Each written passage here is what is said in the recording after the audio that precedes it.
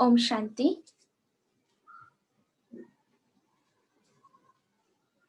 ओम शांति।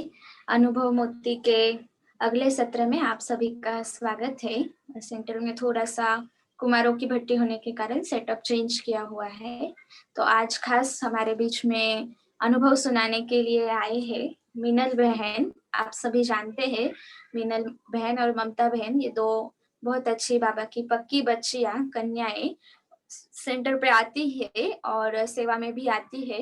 मीनल बहन वैसे लौकिक में जॉब करते हैं, कॉमर्स में ग्रेजुएशन हुआ है और अकाउंटेंट के तौर पे जॉब करते हैं। इस परिवार की कहे या इनके घर में जो भी ज्ञान में है, उनकी सभी की भाई बहनों की ये विशेषता कहे कि ये खास कोकणी परिवार से है। तो आप सभी जानते हैं कि कोकणी परिवार से ज्ञान में निकलना बहुत मुश्किल है, क्योंकि वहाँ पे तो गांव की संस्कृति अभी तक है।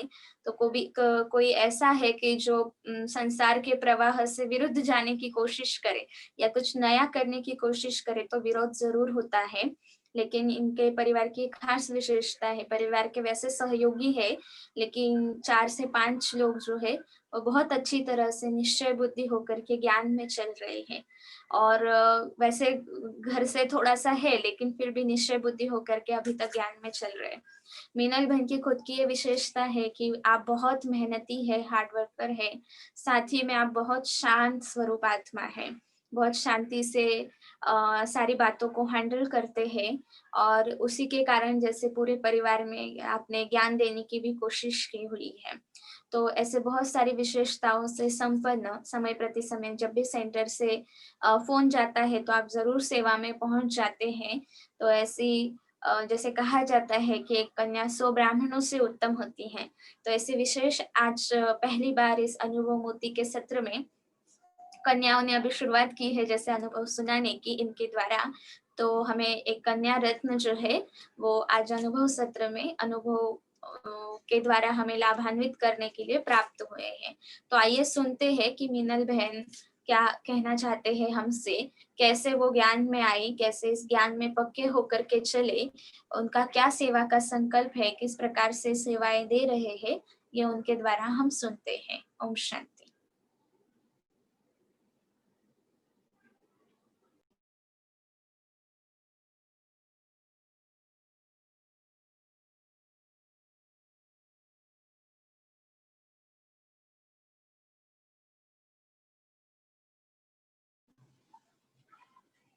ओम शांति।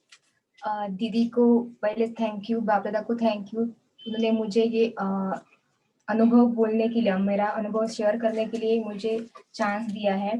और मेरे सारे ब्राह्मण परिवार को मेरी क्रिसमस और हैप्पी न्यू ईयर। मैं तो मेरा एक्सपीरियंस अनुभव बोलने में यही से शुरुआत करूंगी कि मेरे परिवार में बचपन से ही भक्ति मार्ग चालू रहा था, यानी कि सब लोग भक्ति में इंटरेस्टेड थे। और मुझे बचपन से ही एक लगाव था भक्ति का। कुछ गांव में शंकर का मंदिर था, तो उसके कारण कंटिन्यू कुछ ना कुछ होता रहता था घर में, प्रोग्राम वगैरह। और बचपन से ही एक लगन थी भगवान के लिए। और इतना था कि मराठी में बोलते हैं कि देव हा भावनेचा भुकेलेला असतो। मग त्याप्रमाणे वैसे ही मुझे था कि भगवान को और कुछ नहीं चाहिए, उसको सिर्फ एक अपनी भावना, एक उसको हम उसको कैसे याद करते हैं वो उसको चाहिए होता है। और एक था कि भक्ति मार्ग में साईं बाबा का एक बोलते हैं कि श्रद्धा और सबूरी, तो वो मैंने छोटे बचपन से ही फॉलो किया था। और बचपन से ही ऐसा था कि सबका भला हो, सबका यानी कि सब भले हो, और जो मेरे से कांटेक्ट करें कि सबका भला हो, ऐसे ही कंटिन्यू रहता था। और बीच में एक हमारे गांव में सदगुरु श्री वामनराव पै, उनका कुछ लेक्चर था। तो उस टाइम हमारे उन्होंने इनवाइट किया था हमारे मंदिर में। तो उन्होंने एक पर्चा दिया था और उस पे लिखा था कि हे ईश्वरा, सगळ्यांचं भलं कर, कल्याण कर, रक्षण कर आणि तुझे गोड ना मुखात अखंड राहू दे। इस सेंटेंस को ये मैं कंटिन्यू बोल रही थी कि यानी कि ये हमेशा चलता था। जब से वो मुझे पता चला कि ये ऐसा है, तो ये मैं एक अच्छे यानी कि मन से, भाव से बोल रही थी। शायद अभी मैं उसका बोल यानी कि अभी मैं उसको जस्ट कर रही हूँ, तो ये चल रहा है कि मेरे मन में कि शायद बाबा ने इसलिए मुझे चूज़ किया है, नहीं तो वैसे तो इतने करोड़ों आत्मा में बाबा कैसे चूज़ करता, इतना मुझे सिलेक्ट किया है। और इस ऐसा चल रहा था, ऐसे मैंने शायद कुछ महीने 1 साल किया रहेगा। और बाद में कोर्स का जब मेरा लौकिक भाई है, उन्होंने मुझे एक बोला, उन्होंने वो एक सुबह 6 बजे एक ठिकान यानी कि एक जल्दी उठकर जा रहे थे बाहर। यानी उन्होंने ये ऐसा शेयरिंग किया। तो बाद में मैंने उसको पूछा कि एक कहाँ जा रहा है तू? तो उन्होंने मुझे बोला कि ऐसा है, एक वहाँ पे है, वहाँ पे ऐसा कुछ आध्यात्मिक ज्ञान देते हैं। तो बोला तू भी कर ले। मैंने कहा ठीक है। तो उसने बोला, लेकिन इतना ऐसा नहीं था कि एक ठीक है, कोई रहेगा ऐसा। और उसके बाद 2 महीने बाद मैंने वो किया, यानी कि सेंटर पे गए, दीदी से मुलाकात की। वहाँ पे हमारे वंदना दीदी हैं गाँव में, तो वहाँ से हम गए और उनसे मुलाकात की। उनको बोला कि मैं ऐसा-ऐसा मेरा मुझे कोर्स करना है। तो बोले इसी टाइम से 7 बजे कंटिन्यू आना पड़ेगा। तो बोला ठीक है, क्योंकि तो मैंने फर्स्ट ईयर जॉइन किया था। और तो कोर्स चालू हुआ। कोर्स किया भी, लेकिन ऐसा नहीं लगा कि कुछ अलग, यानी कि कुछ मुझे मिला। लेकिन उस टाइम ज्ञान का इतना यानी कि क्या बोलते हैं कि गहराई में नहीं गई। तब इतना मुझे अच्छा लगा वहाँ पे कि वहाँ पे स्लोगन है, यानी कि वहाँ पे इतना लगा कि यहाँ पे कुछ अच्छा सिखाते हैं, यानी कि ये पॉजिटिविटी है, गुड थॉट, यानी कि सबके लिए कुछ अच्छा करने का यहाँ पे सिखाते हैं। तो ठीक है, कॉलेज कर रहे थे, इसलिए वहाँ पे हर दीदी बोले कि भोग भी रहता है गुरुवार को, तो आते जा। तो वहाँ से कंटिन्यू किया भोग के लिए, यानी कि वहाँ पे इतना नहीं था, लेकिन ये था कि गुरुवार को भोग और जल मिलता है, इसलिए गुरुवार को जाने लगी। उसके बाद कंटिन्यू एक रूटीन चालू हो गया। और जब बाहर कहाँ पे प्रोग्राम था, तो दीदी भी अपने साथ लेके जाते थे। ऐसा करते करते एक दिन दीदी बोले कि ऑडिट का काम है सेंटर का, तो अभी अपना मधुबन यानी राजस्थान मधुबन में हेडक्वार्टर है, तो हम वहाँ पे तू चलती है क्या मेरे साथ ऑडिट के लिए? तो बोला हाँ ठीक है। घर पे पूछा, परमिशन मिला, क्योंकि तब तो सब कुछ हाँ ऐसा यानी अच्छा रूटीन था, घर में ऐसा बंधन वगैरह नहीं था। तो वहाँ पे गए मधुबन में। फर्स्ट टाइम जब मधुबन में मैं ऑडिट के लिए चली गई दीदी के साथ, तो इतना यानी कि ऐसा नहीं लगा कि यहाँ पे पहली बार आई हूँ। देखिए पूरे वातावरण में ऐसे घुल मिल गई ना, यानी कि बहुत, यानी कि उस टाइम तो ऑडिट था, इसके कारण ब्राह्मण परिवार भी यानी कि वहाँ पे जो भाई लोग थे, बहन भाई लोग वहाँ पे सेवा वो कम थे, इसलिए भीड़ नहीं थी, इसलिए सब कुछ यानी कि आसान से मिल रहा था। अभी जो हम टर्न के लिए जाते हैं बाप दादा मिलन के लिए, तब तो बहुत भीड़ रहती है। तो उस टाइम इनकी बहुत और दीदी बड़े दीदियों के साथ गई थी, इसलिए वीआईपी ट्रीटमेंट मिल रही थी हमें, तो और भी अच्छा लग रहा था। दीदी के साथ वो अलग से हॉल में खाना खाना था। इनके सब कुछ यानी कि एक क्या बोलते हैं कि अनजान जगह पर जाने का जो एक दड़पन, यानी कि एक दड़पन रहता है, वो नहीं रहा था उस टाइम, यानी कि ऐसा लगा था कि हम अपना ही परिवार है। और उस टाइम एक बहुत ऑडिट हो गया, एक बहुत अच्छा एक्सपीरियंस ये है उस टाइम का कि उस टाइम हमारे पास ऑडिट खत्म होने के बाद 2-3 दिन रह चुके थे रिटर्न आने के लिए। तो हमने डिसाइड किया कि एक दिन पांडव भवन में जाके रहते एक रात के लिए। तो हम 3 बहनें थे बड़ी, और मैं थी उनके साथ। हम गए और यहाँ नीचे से ही उसका प्रबंध किया था कि वहाँ पे कहाँ पे रहना है, यानी कि सब कुछ किया था। तो हम गए वहाँ पे रूम में भी गए, और हमारे साथ एक भारती दीदी थे। हम तो सब रूम में थे। उन्होंने हमें रात शाम को 7 बजे फ़ोन किया कि जल्दी आओ, हम रूम में थे, जल्दी वहाँ यहाँ पे आओ, बाबा के कमरे में गुलज़र दादी आए हैं। तो हम तो सब वहाँ पे सब कुछ बंद किया रूम और जल्दी से दौड़े-दौड़े आए नीचे। और इतना यानी कि इतना पता था गुलज़र दादी के कि उनके तन में भगवान आते हैं। तो मैंने उस टाइम बाबा को बोला कि बाबा, वहाँ पे मुझे यानी कि एक बार तो उनकी नज़र मेरे पे पड़ने दो। और सचमुच हम भीड़ में थे और आगे एक लाइन थी, उसके पीछे मैं थी, फिर भी एक बाबा यानी कि बोलते हैं ना, बाबा अपनी हर एक इच्छा पूरी करता है। तो वो मैंने बोला और साम दीदी की यानी कि दादी की नज़र और मेरी नज़र एक दूसरे के ऊपर पड़ी, यानी कि और ऐसे भी नहीं कि ऐसे-ऐसे चलता रहा, ऐसे नहीं। वो मेरे ख़्याल से 10-12 सेकंड यानी कि ऐसे ही कंटिन्यू, यानी कि वो मेरे मुझे ही देख रहे हैं। सच। और दादी वो आप उस टाइम दिल्ली जाने वाले थे, इसलिए तो वो बाबा को मिलने के लिए बाप-दादा के कमरे में आए थे। तो एक एक्सपीरियंस था। और उसी रात को पांडव भवन में ट्रांसपोर्ट का रहता है, उसके साइड में एक बड़ा बंगलो है।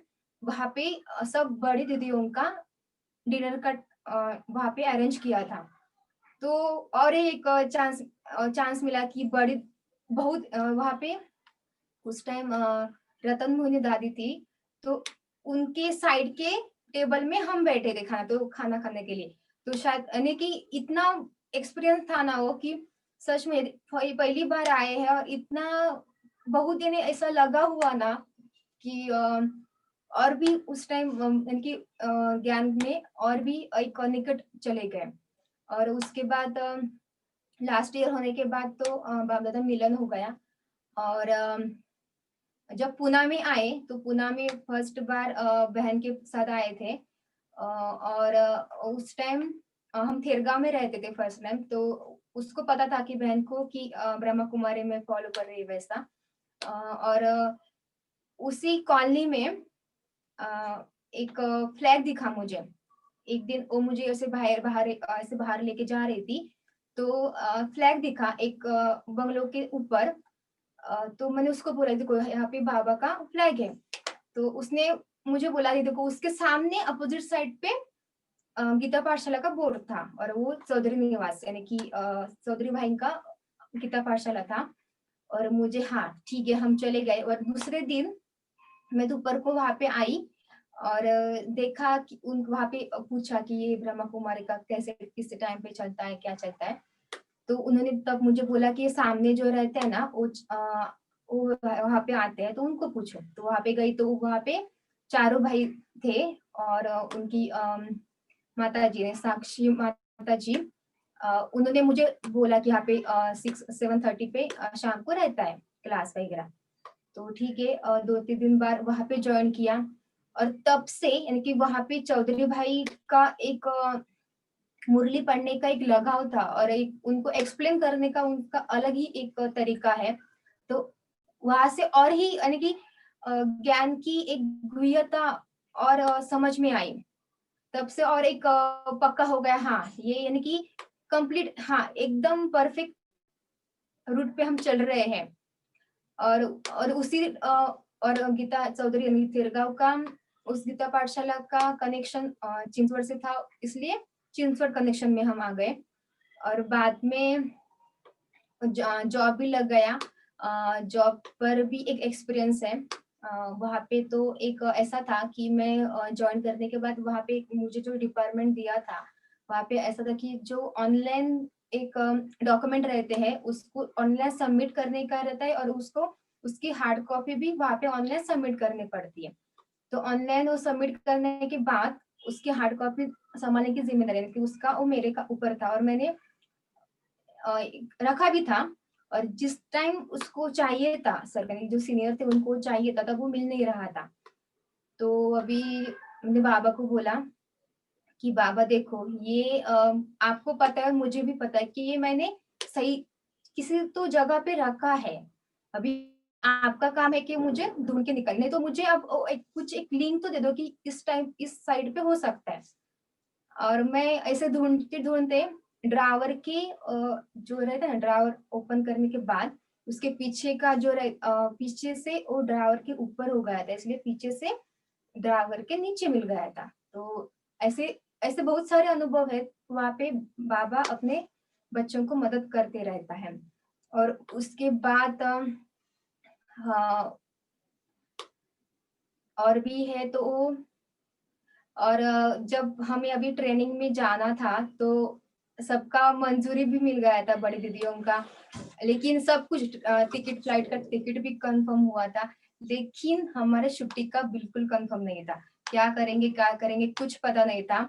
और उस टाइम बहुत यानी कि जाने के उस टाइम समय भी, दिन उसकी उसी रात के दिन, यानी कि मैं 9 बजे तक ऑफिस में रही, क्योंकि इतना इतने दिन के लिए। और सर को बोला तो सर को एक दिन बोला तो भी उनका बहुत, यानी कि उनको छुट्टी देना बहुत मुश्किल रहता है। तो उनको कैसे कैसे कन्विंस किया।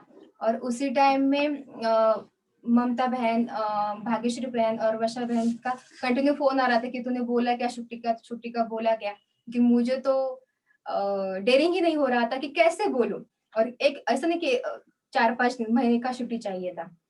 तो उनको बोला, और बाद में वर्षा दीदी बोले कि तू बोल उनको कि 20 दिन के लिए जा रही हूँ, बीच में छोड़ के आऊंगी, बात का जो होगा वो बाबा देख लेगा। तब सर को बोला कि सर मैं अभी इतना हुआ है, फ्लाइट कंफर्म हो गया है, सबका परमिशन मिल चुका है, तो मैं अटेंड करके तो आती हूँ। तो ठीक है, ठीक मिला परमिशन और गए हम। और फ्लाइट करने की बहुत, उस दिन तो बहुत, यानी कि ऐसा हुआ कि टाइम ऐसा काटा कैसे चल रहा है ना घड़ी का, वो कंटिन्यू, यानी कि बहुत बहुत भागदौड़ हुई थी।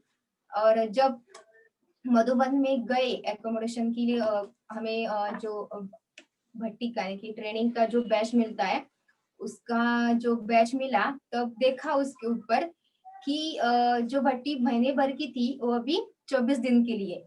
तभी बाबा ने देखा कि तभी बाबा ने आधा काम कंप्लीट कर दिया। अरे वाह, यानी कि ये तो बहुत ही चमत्कार हो गया। तभी दीदी को फोन करके बताया, अश्विनी दीदी को फोन किया।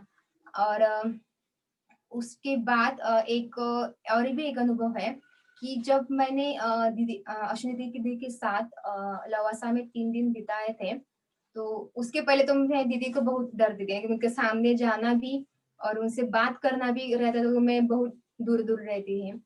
तो उस 3 दिन में ऐसा लगा, और मैं और अश्विनी दीदी दोनों ही वहां पे लवासा में थे, ऐसा लगा कि माने कि वहां पे अपनी माँ ही है अश्विनी दीदी, ऐसे उन्होंने पालना दी।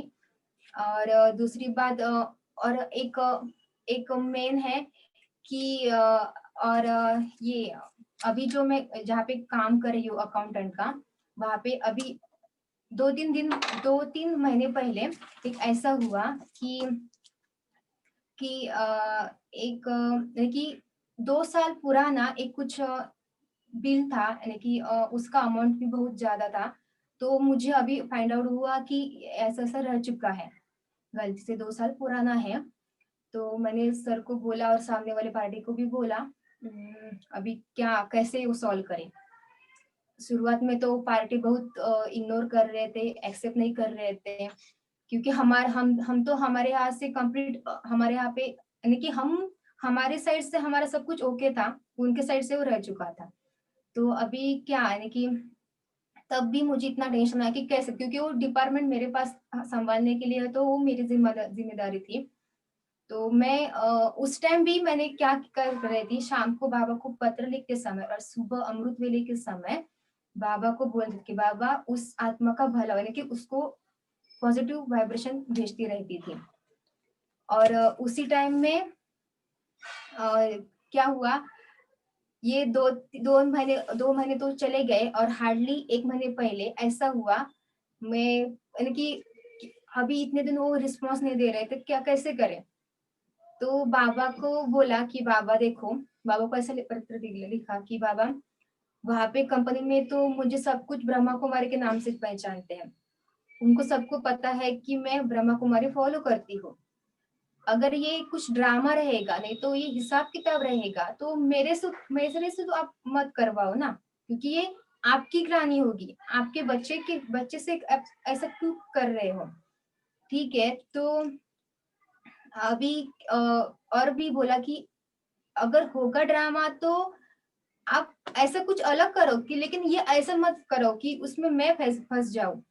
और उसी बाबा को पत्र लिखा, और उसके बाद दूसरे दिन सुबह ऐसा तय तय किया कि अभी जो सूरज भाई बोलते हैं कि 21 दिन का भट्टी करने से किसी का मन परिवर्तन होता है, तो वो भी फॉलो करने के लिए वो मैंने तय किया था। और उसी दिन शाम को ऑफिस का टाइम खत्म होने से पहले बाबा को यानी कि ऐसा हुआ कि वहां से सामने से फोन आया कि ऐसा ऐसा हुआ है, आपका जो पेंडिंग रह चुका है, तो वो आप उस जो बच्ची है कि मैं जो फोन करती है, तो उसको मैं तो कंटिन्यू फॉलोअप में थी, तो उसको आप कुछ मत करो, उसको नौकरी से मत निकालो, आप वो जो है हम वो सॉल्व कर देते हैं। क्योंकि सच तब वो फोन पे बोल रहे थे, लेकिन ऐसा था कि बाबा को मैंने इतना थैंक यू बोला कि बाबा देखो आप ऐसा मदद करते हो ना, कि सचमुच में बाबा की छत्रछाया हमारे ऊपर हमेशा रहती है। और भी ऐसे बहुत सारे अनुभव है, लेकिन मैं अभी टाइम का लिमिट रखते हुए ये कंटिन्यू अभी मैं स्टॉप कर रही हूँ। और थैंक यू दीदी को, आकाश दीदी को, अश्विनी दीदी को, बाप दादा को, सबको happy new year, merry Christmas. Thank you. ओम शांति।